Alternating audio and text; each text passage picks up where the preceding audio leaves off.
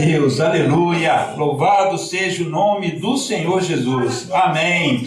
Ainda de pé, meus queridos, abramos nossas Bíblias no Evangelho segundo Marcos, lá no capítulo 9. Evangelho segundo Marcos, no capítulo 9, nós vamos ler a partir do verso 2. Marcos, capítulo 9, a partir do verso 2. Diz assim a palavra do Senhor. 6 dias depois, Jesus tomou consigo a Pedro, Tiago e a João e os levou sós, em particular, a um alto monte e transfigurou-se diante deles. E as suas vestes tornaram-se resplandecentes, extremamente brancas como a neve, tais como nenhum lavadeiro sobre a terra as poderia branquear. E apareceu-lhes Elias com Moisés e falavam com Jesus. E Pedro, tomando a palavra, disse a Jesus: Mestre, é bom que estejamos aqui, façamos 3 cabanas, uma para ti, uma para Moisés e outra para Elias. Pois não sabia o que dizia, como sempre, né? Porque estavam assombrados. E desceu uma nuvem que os cobriu com a sua sombra. E saiu da nuvem uma voz que dizia: Este é meu filho amado, a ele ouvi. E tendo olhado em redor, ninguém mais viram, senão só Jesus com eles. Amém? Podemos assentar, queridos?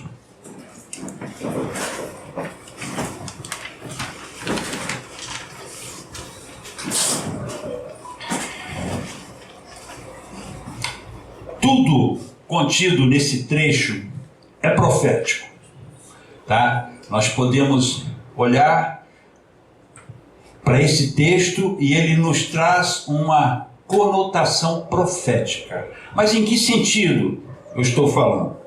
Então, se nós observarmos bem, de início, no verso 2, vemos Jesus tomando seus 3 discípulos, Pedro, Tiago e João, e levando-os consigo para o monte para orar com ele.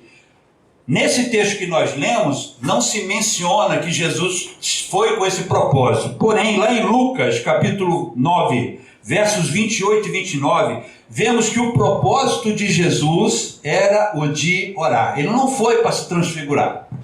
A transfiguração aconteceu no momento que ele estava orando, porque ele estava tão perto de Deus, tão próximo de Deus, e Deus queria que aqueles discípulos que estavam ali ao seu redor, aqueles 3 discípulos, tivessem um vislumbre da glória majestosa do nosso Senhor Jesus.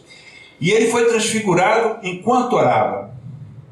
Então, quais são as lições que nós podemos tirar para as nossas vidas nesse episódio?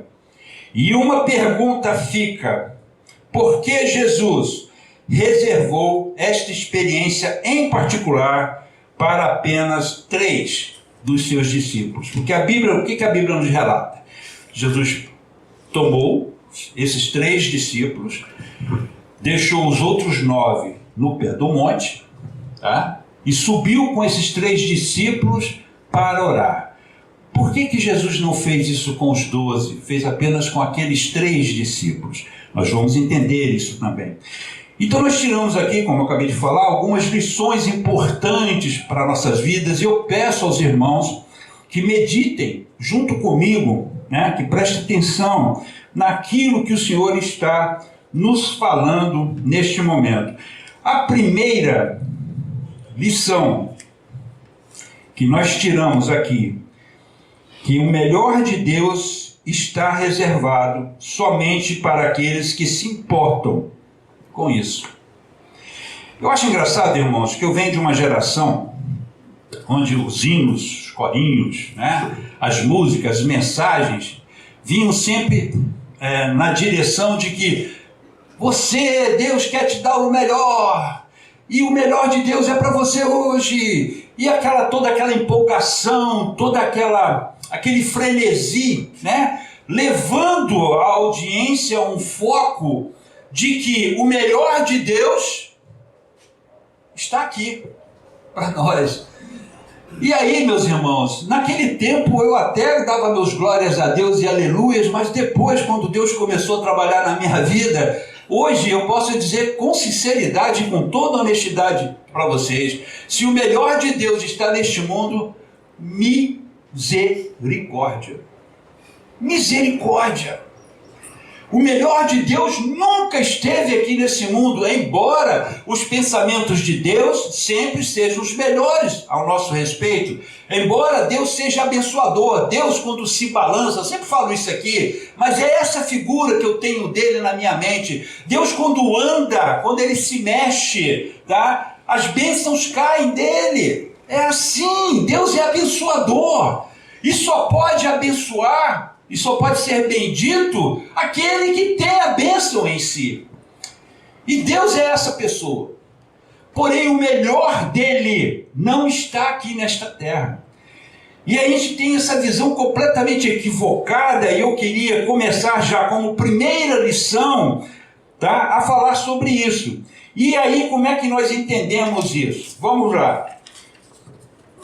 O texto que nós lemos em Marcos, capítulo 9, verso 2, diz assim: E 6 dias depois, Jesus tomou consigo a Pedro, a Tiago e a João, e os levou sós, em particular, a um alto monte, e transfigurou-se diante deles. Pedro, Tiago e João se importavam apenas com Jesus. Amados, uma coisa que nós precisamos entender já de início dessa compreensão é por que esse destaque, se Jesus não faz acepção de pessoas. Por que tirar 3 pessoas de um grupo de 12 e reservar para essas 3 pessoas o que ele, todas as experiências, digamos assim, as melhores experiências de Jesus, tá? Foi reservada para esses 3 personagens.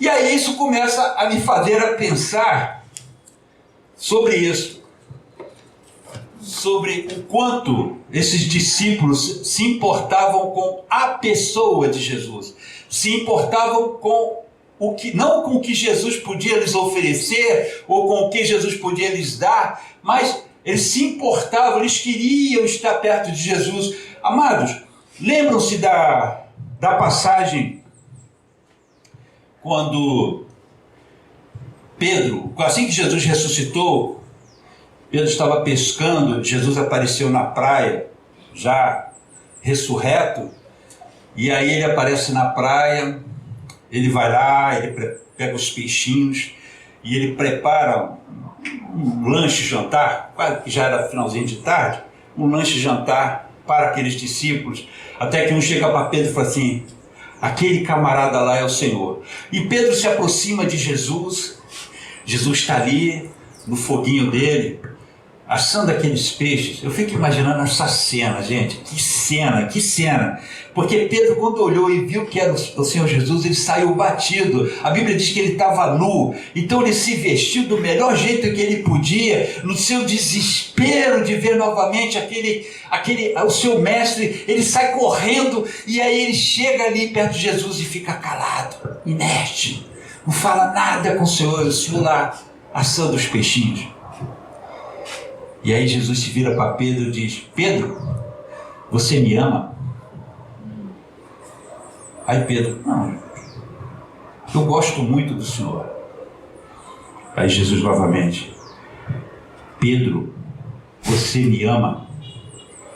Aí Pedro diz: Jesus, eu te quero muito bem. E Jesus pela 3ª vez lhe diz: Pedro, você me ama? Aí Pedro abaixou a cabeça: sim, Senhor, eu te amo demais.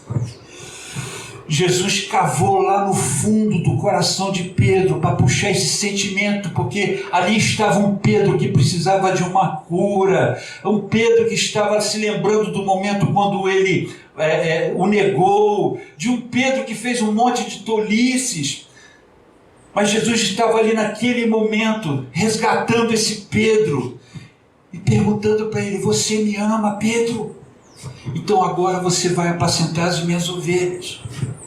Eu fico imaginando Deus olhando para Jesus, olhando para esse discípulo, que naquele momento devia estar com o seu coração tão contrito, as lágrimas deviam estar, porque eu imagino, não tem como você não ficar diante de Jesus numa situação dessa, incólume, frio.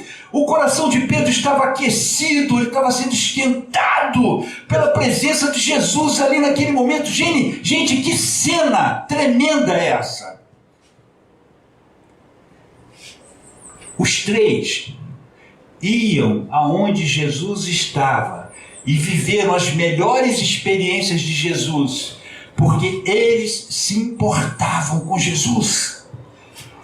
Não se importavam com as coisas que ele fazia, porque eles já tinham visto vários milagres, já tinham visto ressurreições, eles já tinham visto tantas coisas maravilhosas que nenhum mortal nesta terra tem condições ou teria condições de fazer.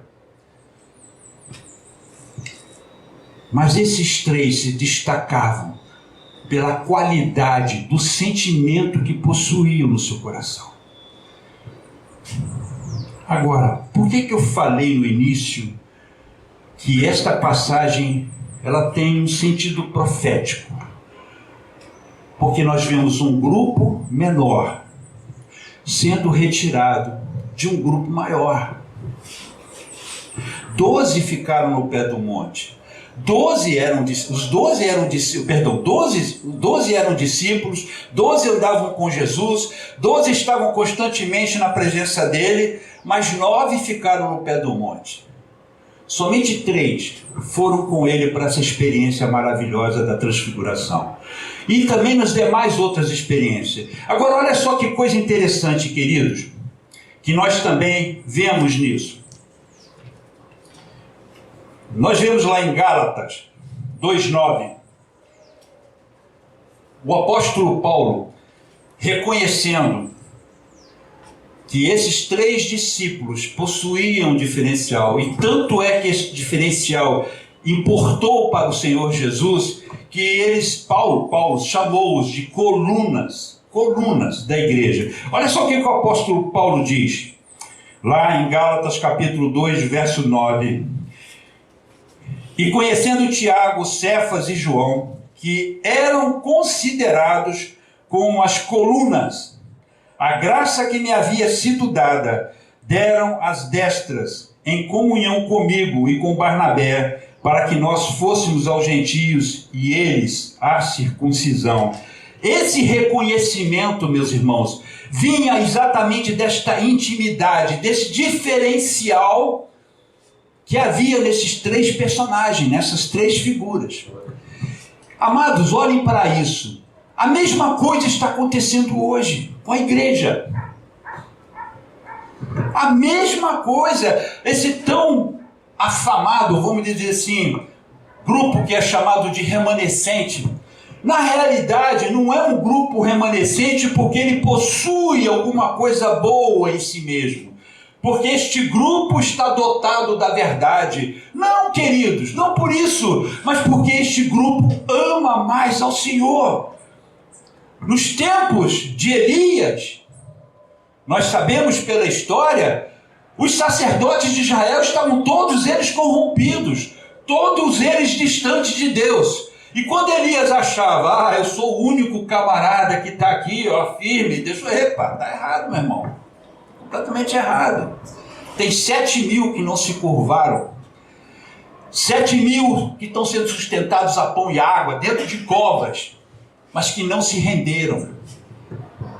Em toda a sua história, Deus sempre teve um grupo que o amou mais. Um grupo que se preocupou mais com ele, com os valores dele, com a pessoa dele. Um grupo que se voltava mais para ele. Um grupo que não se importavam com as coisas que eles recebiam ou que eles tinham. Mas eles olhavam para o eterno, eles olhavam para a eternidade, eles tinham um gozo muito maior de estarem na presença desse Deus maravilhoso. Esse é o diferencial. E é esse o diferencial que Deus está buscando em nós também. Por isso esses três conquistaram o status, vamos dizer assim, de estarem vivendo experiências magníficas com o Senhor Jesus. Quando Jesus se retirava para algum feito, algo importante que iria acontecer na vida dele, Pedro, Tiago, João, vem comigo, venham comigo. Ele estava desmerecendo os outros? Não, claro que não. Ele estava fazendo acepção de pessoas? Evidentemente não, claro que não. Mas ele olhava o coração de todos. Aqueles três tinham algo especial. Eles amavam a Jesus. Amavam muito mais do que os outros. João, por exemplo, um dos três, vivia com sua cabeça recostada no peito de Jesus. Imagine isso. Imagine essa cena. Eu falo que é profético isso, irmãos, porque os discípulos representam a nossa igreja. A igreja de hoje. A igreja visível. Jesus ali na sua glória resplandecente, diante da sua igreja.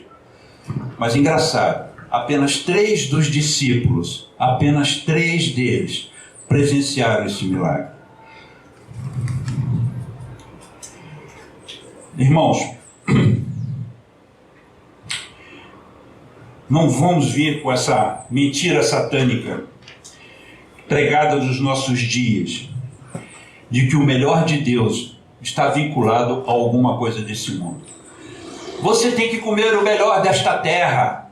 Deus tem o melhor dessa terra. Gente, Deus sempre teve o melhor para nós. Sempre Deus teve o melhor para nós. A Bíblia diz que os pensamentos dele são sempre favoráveis a nós. Mas definitivamente o melhor de Deus não está vinculado a nada desta terra. O que nós aprendemos com o estudo da teologia de Zofar? O que Zofar pregava? Zofar dizia o seguinte, que a teologia do contentamento, tá? Ela é diretamente proporcional à qualidade espiritual que você tem com Deus. Olha que coisa diabólica. Diabólica. Você medir a tua espiritualidade com Deus pelo teu sucesso nesta vida. E os milhares e milhões espalhados por esta terra, que têm uma vida muito simples, simplória, que passam às vezes condições de aperto, esses não têm qualidade espiritual nenhuma com Deus. O que falar então dos profetas passados que não tinham dinheiro, não tinham nada, passavam situações de dificuldade? O que falar dos muitos irmãos nossos que neste momento enfrentam situações apertadas? Tem alguma coisa a ver? A qualidade espiritual deles com Deus, com o sucesso profissional ou com as coisas boas da sua vida? Nós vimos isso hoje aqui. E essa teologia do contentamento, que está atrelada a esse fato, você tem que comer o melhor desta terra, você é cabeça e não cauda. Verdade, somos. Mas em que sentido o Senhor está falando? A teologia do coaching, que é a mesma coisa que a teologia do contentamento, lá em Provérbios capítulo 2, nos dá uma visão muito clara do que é o melhor de Deus para nós. Olha o que diz aqui, é lindo esse texto. Provérbios capítulo 2, a partir do verso 3. Se clamares por conhecimento e por inteligência alçares a tua voz, se como a prata a buscares e como a tesouros escondidos a procurares, então entenderás o temor do Senhor e acharás o conhecimento de Deus. Irmãos, o melhor de Deus é o seu próprio conhecimento, é a sua presença santa, é o entendimento de sabermos que Ele está conosco e de comungarmos com Ele e de estarmos unidos a Ele, é de experimentarmos tudo aquilo que Ele tem da sua glória, de si mesmo para cada um de nós, amados. Esse é o melhor de Deus. Não é dinheiro no banco estufando a conta, o gerente correndo atrás de você dizendo: tira seu dinheiro de lá porque eu não tenho mais onde guardar, é muito dinheiro. Tá? Não é você estar esnobando os últimos modelos de carro que existem, não é você estar vivendo uma vida regalada de viagens e de tudo mais, de luxúria. Isso não é sinal de que você é abençoado por Deus. Isso nunca foi o melhor de Deus para nós.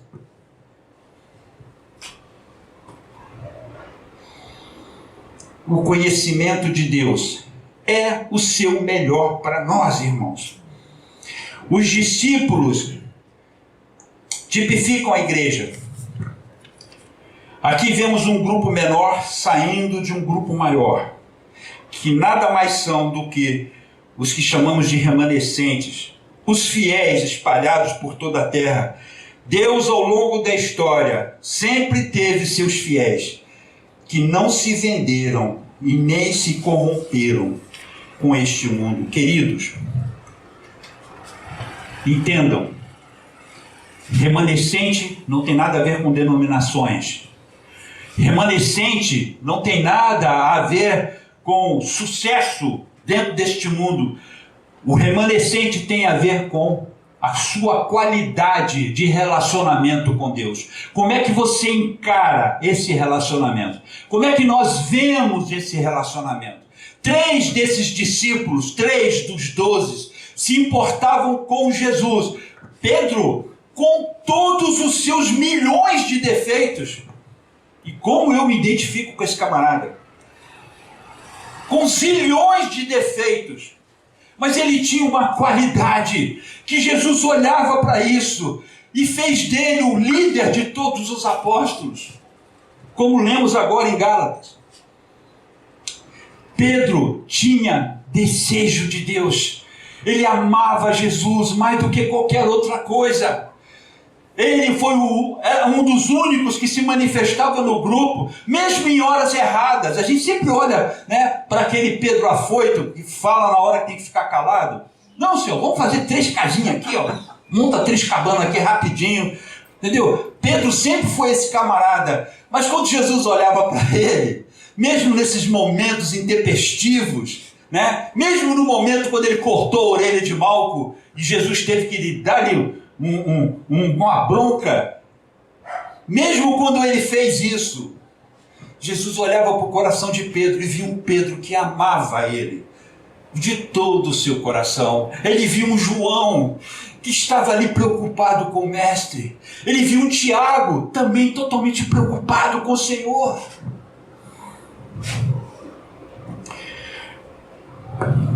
Segunda lição que nós aprendemos: que Deus deu uma ordem expressa. Vamos ler onde está escrito isso? Deus nos deu uma ordem expressa. E o texto sagrado diz lá em Marcos 9,7, ele diz assim: e desceu uma nuvem que os cobriu com a sua sombra, e saiu da nuvem uma voz que dizia: este é meu filho amado, a ele ouvi, a ele ouvi. Ele deu essa ordem para a igreja: escutem-no, ouçam-no, a ele ouvi. Agora, deixa eu contar uma curiosidade para vocês. A Bíblia diz que logo depois do evento, uma nuvem densa, poderosa, envolveu a Jesus e os 3 discípulos que estavam ali, Pedro, Tiago e João. Agora, olha só que coisa interessante. Quando você vai lá para o original para ver o significado dessa palavra nuvem, você encontra no grego 2 referências diferentes para a palavra nuvem. Então nós temos uma primeira referência que é geral, que é Nefele, tá? Fala de uma nuvem comum, normal, como essa que nós estamos vendo aqui, e fala de uma outra nuvem, tá? Que é Nefos é a geral, essa que nós estamos vendo ali, e a Nefele, tá? É uma nuvem específica. Eu achei isso aqui tremendo, porque a mesma referência que se faz no grego em referência a esta nuvem, existe uma referência similar no hebraico, quando se refere àquela nuvem que direcionava o povo no deserto. De dia eles tinham uma nuvem, à noite eles tinham uma tocha. Se lembram? O povo estava caminhando e a nuvem de dia os preservava eles do sol sobre eles, mas ao mesmo tempo os guiava. E a tocha à noite os aquecia, mas também os guiava. E eu achei muito interessante porque Deus se manifesta e fala nessa segunda forma de expressão de nuvem. Quando ele fala Nefele, uma nuvem específica. O significado disso, meus irmãos, é muito grande. No grego diz que essa palavra Nefele designa massas específicas e definidas da mesma, sugerindo limite e forma. Então o que quis dizer? Que Deus, de forma específica, direta, preservada, direcionada, é isso que a mensagem está dizendo. Ele falou dentro de um ambiente específico. Ele diz: ouvi o que ele tem para dizer. Ele envolve aqueles irmãos ali, aqueles discípulos ali, que representam esta igreja que ama Jesus acima de todas as coisas, e diz para eles, de forma específica, direta. Eu conseguiria explicar melhor para vocês na nossa linguagem de técnica, tá? É como se Deus usasse uma VPN naquele momento. É como se Deus colocasse os discípulos em uma VPN, ou seja, um canal exclusivo, único, só para a igreja. Não tinha interferência externa, e diz, e Deus dá essa mensagem direta para a igreja e fala para eles assim: ouvi-o, escutem-no, ouçam-no.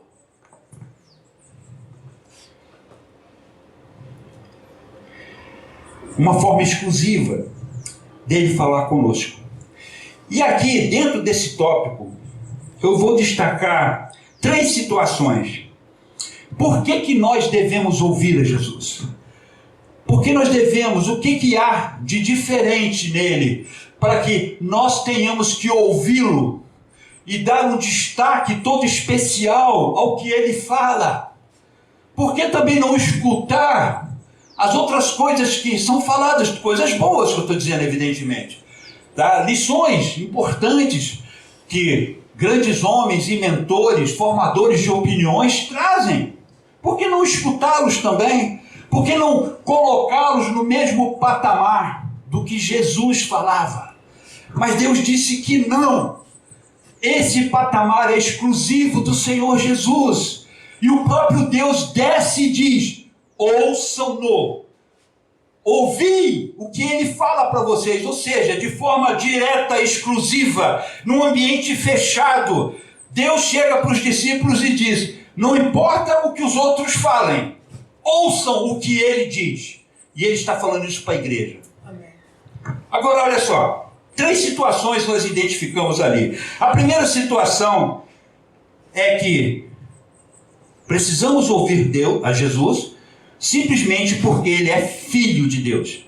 E o que quer dizer essa condição de filho, né? Lá nós lemos, lá em Hebreus, capítulo 1, versos 3 e 4, nós lemos o seguinte: o qual, sendo o resplendor da sua glória e a expressa imagem da sua pessoa, e sustentando todas as coisas pela palavra do seu poder, havendo feito por si mesmo a purificação dos nossos pecados, assentou-se à destra da majestade nas alturas, feito tanto mais excelente do que os anjos, quando herdou mais excelente nome do que eles. Por que devemos ouvir Jesus? Porque ele é filho do Deus vivo. E ele possui as mesmas qualidades. Ele possui a mesma natureza desse Deus. E ele está acima de qualquer, não importa o que, qualquer coisa que se fale. Em todo o universo, a Bíblia diz que o nome dele é mais excelente que o nome dos próprios anjos. Jesus é o Filho do Deus vivo, e devemos prestar atenção no que ele fala, irmãos. Aí você fala assim, mas isso é óbvio, Cleito. Sim, é óbvio, mas não fazemos. Ouvimos de tudo, mas não ouvimos o que Jesus nos fala. Queridos, quando o Senhor Deus desce naquela nuvem e de forma direta fala com os discípulos, ele diz para eles: ouçam-no, porque vocês não estão ouvindo ele. Vocês não estão escutando ele, então ouçam-no. Ele tem toda a autoridade nele. O nome dele está acima de todo nome. Ele é a minha pessoa, é a minha expressão máxima. Vocês querem conhecer Deus? Jesus mesmo falou: vocês querem conhecer o Pai? Conheçam a mim.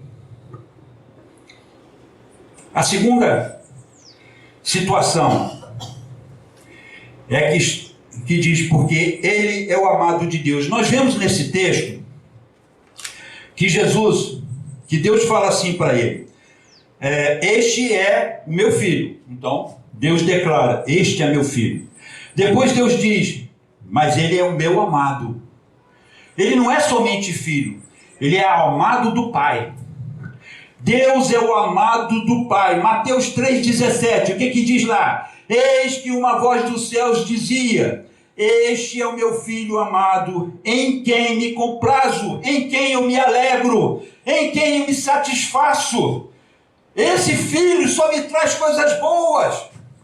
Ele é a expressão do meu ser, a minha imagem. Esse é o meu filho. E por isso que eu o amo, pelas qualidades que ele traz em si, na sua natureza.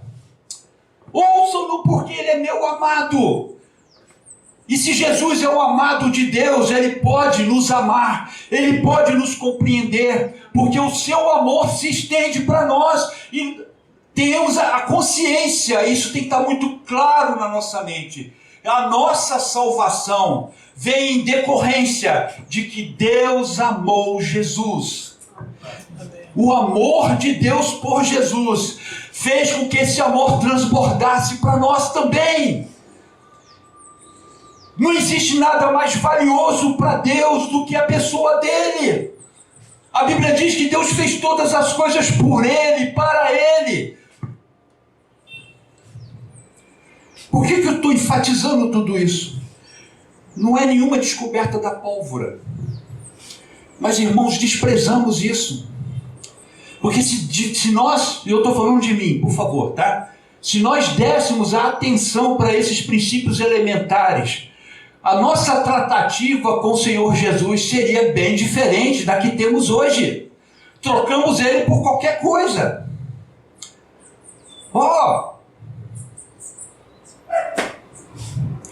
Terceiro aspecto.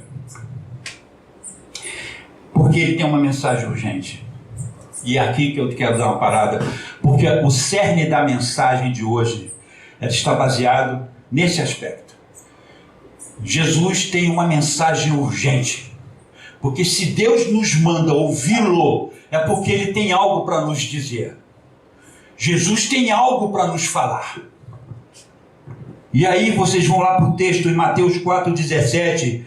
Desde então, assim que Jesus foi batizado, saiu do seu batismo, foi para o deserto para ser tentado. Aí lá em Mateus 4,17 diz assim: desde então começou Jesus a pregar e a dizer: arrependei-vos, porque é chegado o reino dos céus. E amados, toda a mensagem de Jesus, ela é baseada nisso. Quando Jesus aparece no cenário, ele já aparece falando assim: se arrependam, porque o reino dos céus é chegado a vós. Agora vamos tentar entender isso um pouquinho. Eu transcrevi um texto curto, mas que fala muito sobre isso. Diz assim: arrependam-se, porque o reino dos céus está próximo. A principal mensagem de Jesus, lembrem-se, esta é a principal mensagem de Jesus. Em seus primeiros anos de ministério, era simplesmente: arrependam-se, porque o reino está próximo.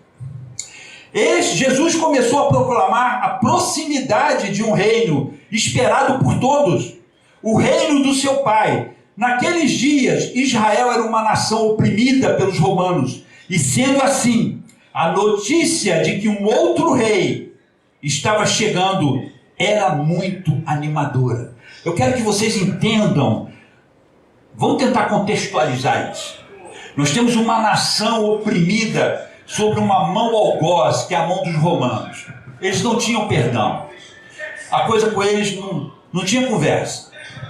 Eles eram duros, dominavam o mundo da época, e Israel estava subjugada por eles. Aquele povo oprimido ansiava por um rei, porque conheciam a sua história, de que antes era uma nação hegemônica, que dominava o mundo, que tinha um rei maravilhoso que era Davi, e eles ansiavam por um rei que viesse desta linhagem, e que ocupasse as mesmas posições que este rei passado ocupou.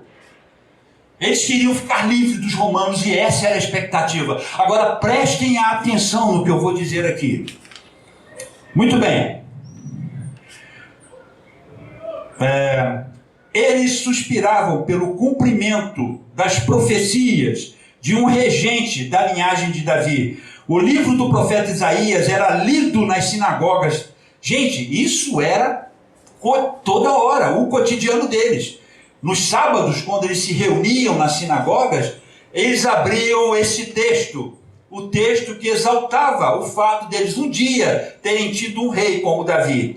Então, eles esperavam pelo menino cujo principado descansa sobre os ombros dele. Está em Isaías 9,6. Eles queriam um reino, precisavam de um rei, alguém que os livrasse da opressão estrangeira e trouxesse a glória dos dias de Davi. Surge então João Batista. E logo após João Batista, Jesus aparece. E com essa mensagem, o reino está próximo. Nem todos entenderam as boas novas de como ela deveria ser entendida. Preste atenção, queridos. Aqui eu quero que os irmãos, por favor, assimilem o que eu quero passar para vocês. O mesmo erro que foi cometido no passado está sendo cometido por nós hoje. Eu não falei de uma igreja menor saindo de uma maior, de uma igreja preocupada com a pessoa de Jesus e se desenvolvendo nesse princípio. Muito bem, como é que era a expectativa deste povo lá no passado? Eles tinham a expectativa de um rei que viesse os libertar do jugo romano. Era isso que eles queriam, era isso que eles pensavam. Mas quando Jesus aparece, ele aparece com uma mensagem completamente diferente do que eles esperavam. Jesus não fala em libertação neste mundo. Vamos de volta para o estudo de Jó de hoje. Foi uma bênção. Nós nos preocupamos muito com as coisas que estão ao nosso redor aqui. Estamos muito atrelados a essas circunstâncias que nos envolvem. A mesma coisa lá. Eles eram religiosos, eles temiam a Deus, entre aspas, né? Tinham uma visão completamente diferente de todos os outros povos em relação à pessoa de Deus. Porém, irmãos, estavam com a expectativa errada. E hoje o que nós fazemos? A mesma coisa. Porque o que acontece quando nós pegamos o Evangelho em toda a sua simplicidade e começamos a pregar este Evangelho? Os grandes doutores que estão por aí dizem assim: é só isso? Não, isso precisa ser incrementado, meu irmão. Vamos incrementar esse negócio. Está muito pálido. É só isso? É esta a mensagem? Simples demais. Vamos incrementá-la. Aí vem os grandes doutores com teologias das mais diversas. Começa com uma teologia de libertação, de um evangelho social, que o foco é socorro humano. Aí vem outro e diz assim, não, vamos dar mais uma melhorada. Aí vem com a teologia do contentamento. Oh, Deus te fez para ser rei. O quê? Seu carro é um fusquinha? Misericórdia, meu irmão. Estou falando coisas que eu vi, tá? Coisas que eu ouvi. E da boca de pastores. Teu carro é um Fusca? Que isso, meu irmão? Está em pecado. O meu carro é uma Land Rover, último modelo. É isso. Você tem que almejar coisas grandes. E aí vem aquelas doutrinas orientais dizendo, mentalize todas as coisas, mentalize, e tudo que você mentalizar, o Espírito Santo vai incubar isso e vai fazer com que isso se desenvolva na sua frente. Xamanismo é o nome disso. Xamanismo. Estou falando de coisas pregadas dentro da igreja. E agora surgem os outros profetas do caos, dizendo que nós somos o calcanhar de Aquiles de Deus. Que o ponto fraco de Deus somos nós. E é por isso que Ele vem sempre em nosso socorro. Meus irmãos, misericórdia! Quanto lixo estamos absorvendo! Desde quando Deus tem ponto fraco? Desde quando nós somos o ponto fraco de Deus? Aonde está escrito isso na Bíblia? Mas é o que está sendo pregado pela teologia do coaching. Preciso correr. O mesmo erro que eles cometeram no passado, estamos cometendo hoje. Estamos incrementando o Evangelho. É simples demais. Simples demais, porque Jesus chega e fala assim, tá vendo essas crianças aí? Bota elas aqui no círculo aqui, traz elas para cá.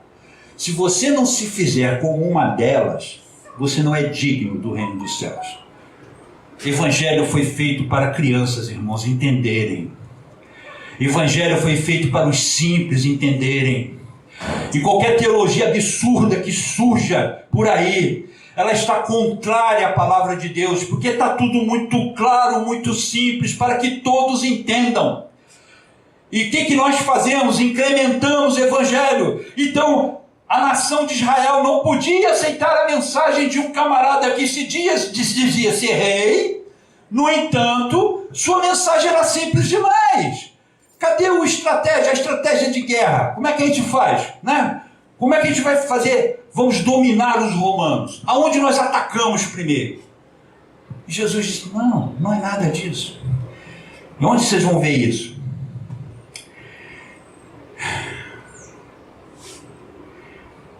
Em Lucas 17, 20 a 21, interrogado pelos fariseus sobre quando havia de vir o reino de Deus, respondeu-lhes, o reino de Deus não vem com aparência visível, e nem dirão, ele aqui, outro, ele ali, porque o reino de Deus está dentro de vós. A proposta de Jesus é exatamente diferente do que eles queriam. Eles queriam um reino visível, um reino poderoso, como foi o reino de Davi, mas Jesus vem com uma outra proposta e diz o seguinte, o reino acabou de chegar, porque o reino sou eu. O reino sou eu.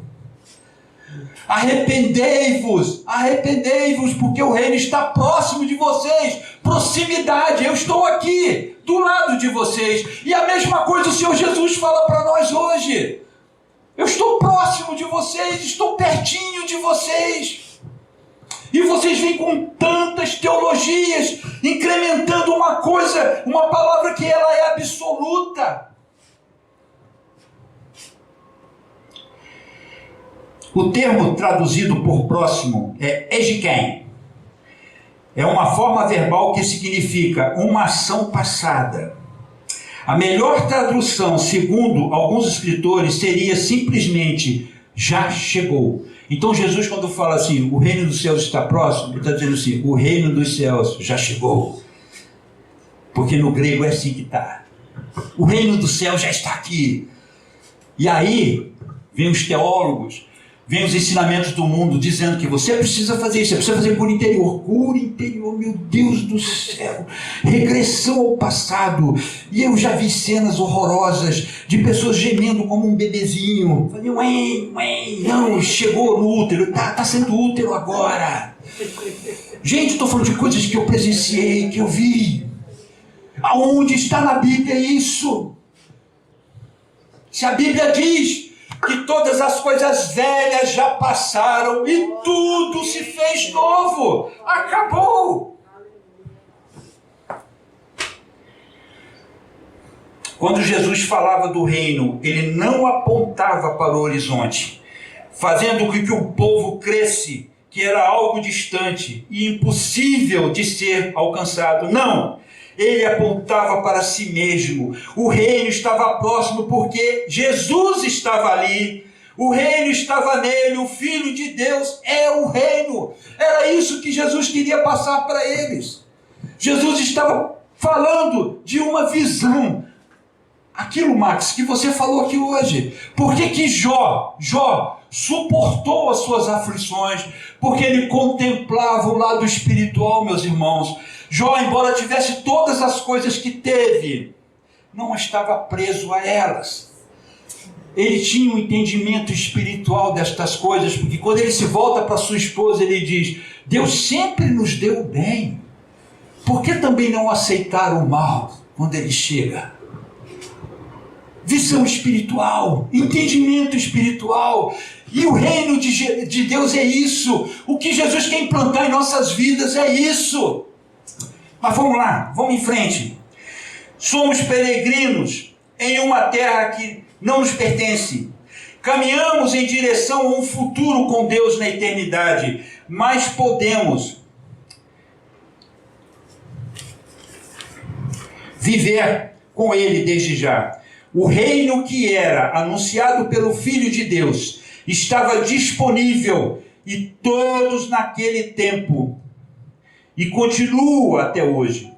Ao mesmo tempo em que caminhamos na direção da Nova Jerusalém, podemos começar a desfrutar dos princípios do reino agora. As bênçãos do reino são nossas a partir do momento que nos tornamos cidadãos deste reino. A partir de então, meus irmãos, não mais vivemos por vista e pelo mundo material, mas passamos a viver espiritualmente. Passamos a agir como Jó agia. Jó tinha esta visão, e é esta visão que o Senhor Jesus quer implantar em nós.